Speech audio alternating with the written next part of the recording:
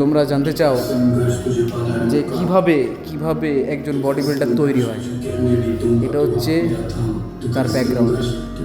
এইটা শুধুমাত্র দেখলে হবে না, এটাও দেখতে হবে, ঠিক আছে? এইটা কিন্তু তোমাদের দেখতেই হবে। শুধু এইটা দেখলে হবে না। যখন জিমে কেউ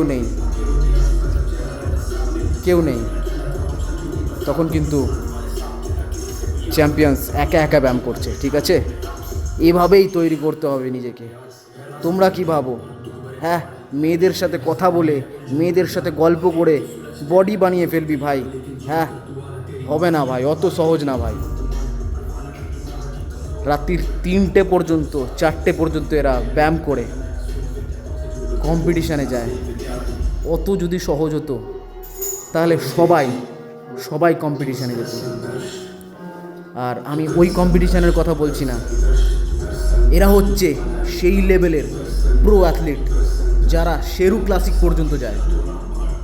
এমনি যে কোনো ছোটোখাটো ফেডারেশনের আন্ডারে এরা কিন্তু বডি বিল্ডিং কম্পিটিশান করে না, এরা শেরু ক্লাসিকের মতো বডি বিল্ডিং করে, ঠিক আছে?